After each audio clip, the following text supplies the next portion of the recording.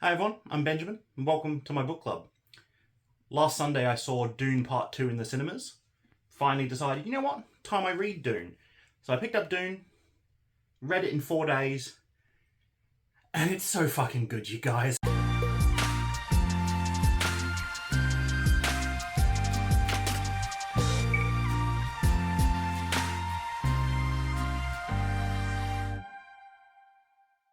Right off the bat, there are going to be spoilers in this video for the movies Dune Part 1 and Dune Part 2. I'm also going to talk a bit about why you might want to read the book if you've watched the movies. So there are going to be some very mild spoilers for the book in here, but nothing that's going to detract from your enjoyment, I believe. So I think there's two main questions I want to try and answer with this one. I'm not doing a traditional review of the book. There's enough Dune reviews out there. And do you need a Dune review? Do you need someone else telling you that Dune is a good book? The two questions I think that are worth talking about is, if I've only seen the movies, should I now read the book, and why? And if I've seen the movies and I now want to read Dune Messiah, do I have to read the book, or can I just jump into book 2? So I put off reading Dune for quite a while, for a few reasons. One, when it was announced that Denis Villeneuve was going to do the movies, I wanted to watch the movies because he's my favourite director. I love basically everything he's put out.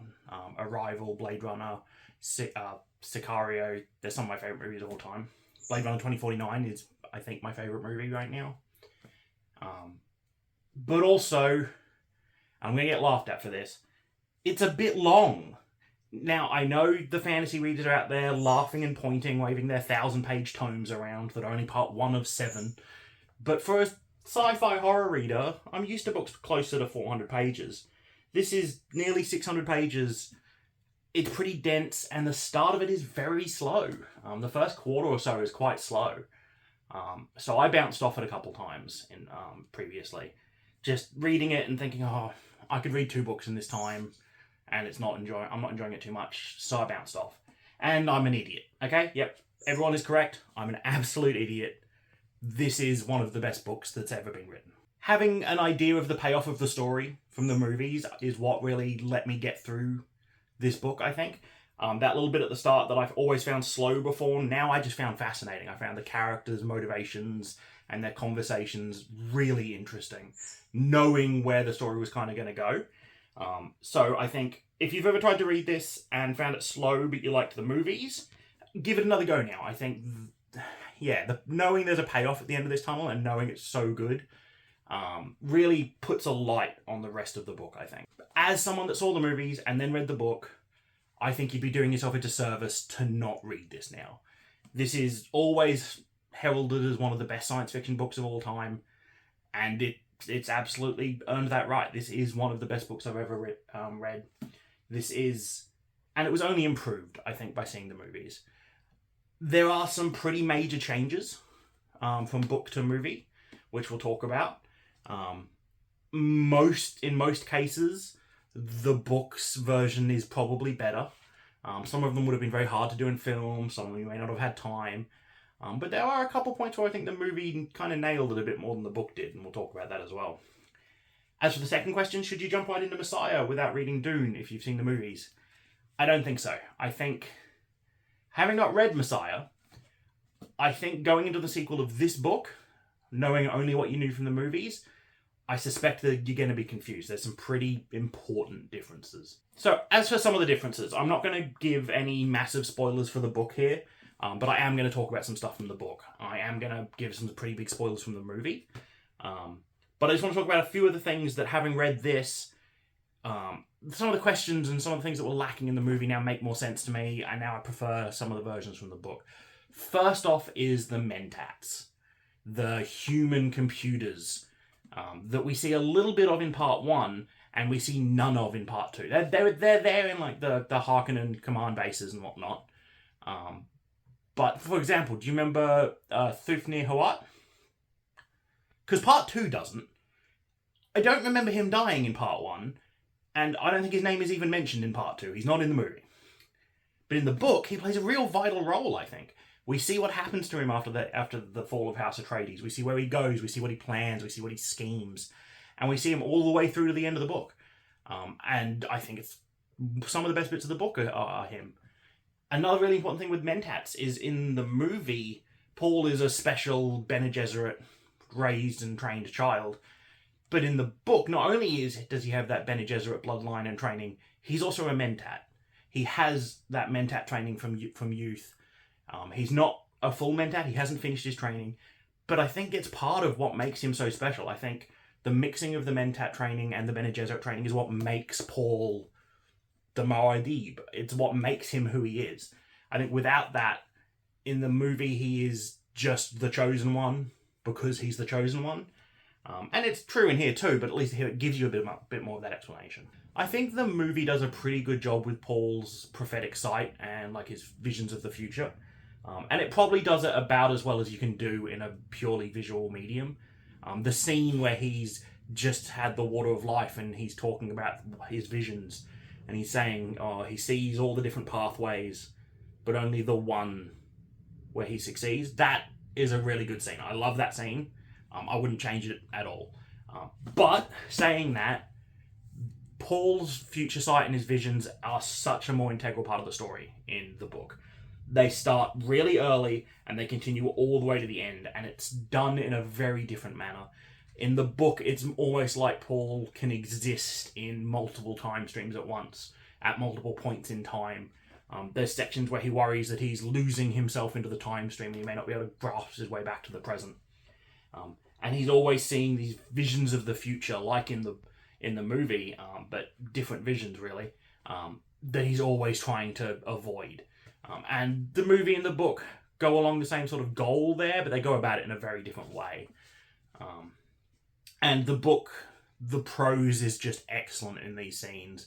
They're ethereal and flowing, and it's just magical. In the movie, the Bene Gesserit and their plans, and like the Reverend Mother, not Jessica, but the Reverend Mother for the Emperor, their plans are kind of a bit shrouded in mystery, I think. In the book, it really goes a long way to explain what it is the Bene Gesserit are hoping to do, why they are in the shadows and trying to control things. And they're a lot better at it in the book. In the movie, some of the Fremen seem to know that the religious prophecy was placed there by the Bene Gesserit, which just makes the Bene Gesserit look a bit weak and foolish if a bunch of Fremen can just figure that out. In the book, they don't get that. The book, the Bene Gesserit are scary, they're scheming, and they're powerful, and the book just does a much better job with them. The book also has a 2-year time jump that the movie doesn't have.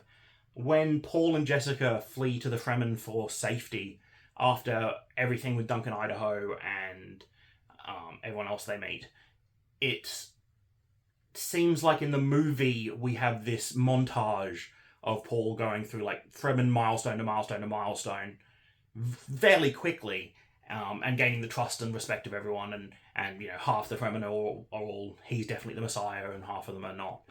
But in the book, there's a 2-year time gap, and in that period that he spends 2 full years living with the Fremen, slowly integrating with their society, learning their ways and gaining their respect, and proving him to them and to himself that he is the Messiah. And it just feels a lot better in the book. His integration with Fremen society is just done a lot better. The movie was very exciting, but it's just better in the book. One thing the movie does a lot better than the book, I believe, is the character of Chani. In the movie, Zendaya plays her as a strong-willed, independent, smart fighter warrior of the Fremen. In the book, she's still a Fremen, she's still a fighter, a lot less so though, and she's a lot more traditional feminine, I guess. She's in the back lines a lot more. She's at different camps than the fighters. She doesn't have this strong-willed opposal to the idea of Paul being the Messiah like the movie one does. And the character just isn't as interesting in the book, I think. She's fine, but she's just very clearly one of the side characters. Whereas in the movie, I feel like Shani is almost the second main character. She's so good in part 2 that it's... If Chani is your favourite part of the movies, and you didn't care a lot for the rest of it, you might struggle with the book. I still think you should read it. It is fantastic. But Chani is just not as good a character in this. And finally, I won't talk about them, but there are some major changes at the ending of the book compared to the ending of the movie. I don't know which of them I prefer. I think they're both fantastic. I don't really have a problem with either of them. But I think it's those differences in the ending, along with some other major differences in the book that I don't want to spoil, that mean that you should almost certainly read this before you read Messiah. I would say if you do want to read Messiah and you really don't want to read this, I think you're wrong. But at least check out a good detailed list or video online about the differences between the two.